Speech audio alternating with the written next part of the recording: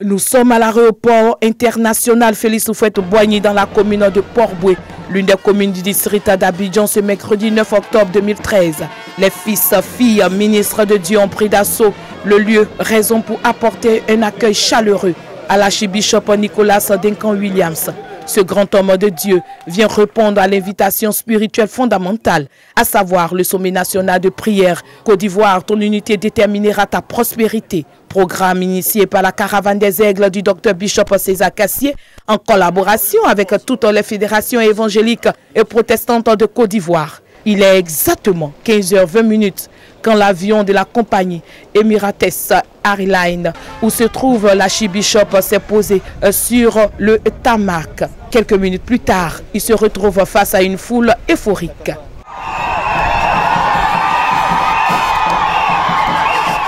Une présence qui fait dérouler le processus du programme. Ce même jour de son arrivée, l'ouverture de la croisade était riche en couleurs. Dès 16h, les enfants de Dieu, les ministres de l'Éternel et même les curieux ont inondé l'hôtel communal de Cocody. Ils étaient plus de 10 000 qui ont effectué le déplacement.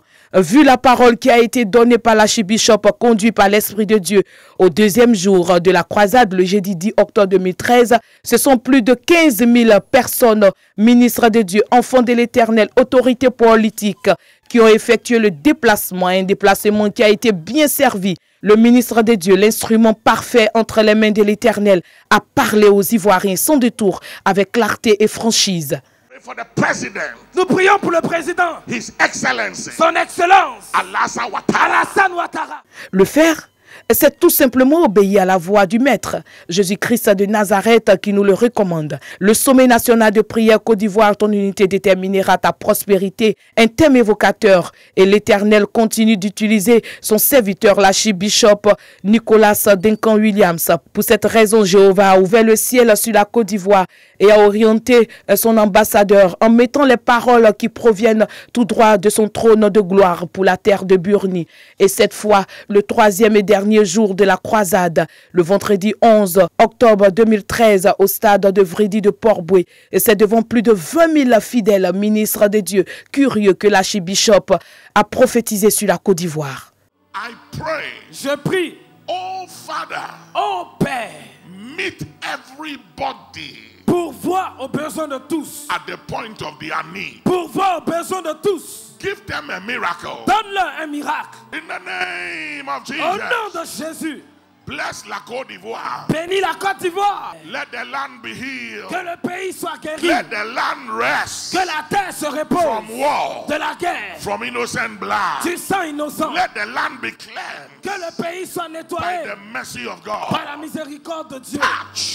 En plus de ces 3 jours de croisade, en tant que père spirituel, 38 années au service de Dieu, il s'est fait le plaisir d'enseigner plus de 5 000 ministres de Dieu à l'école de ministère. Et cette formation s'est faite sur 2 jours, à savoir le jeudi 10 et le vendredi 11 octobre 2013 à la Bourse du Travail à Trècheville. Quant au samedi 12 octobre 2013, à l'hôtel Belle-Côte, l'archibishop s'est adressé aux hommes d'affaires en leur prodiguant des conseils dans le monde des affaires pour être efficace afin d'en récolter les bons fruits. Nous espérons que ces 3 jours de croisade, d'enseignement et de partage à travers le sommet national de prière vont apporter une touche spirituelle favorable dans le rang des églises en Côte d'Ivoire et surtout deviendra la locomotive de l'unité, la paix, le pardon, l'amour en Côte d'Ivoire. Que Dieu bénisse la Côte d'Ivoire et multiplie les signes de son approbation, son alliance avec ce pays.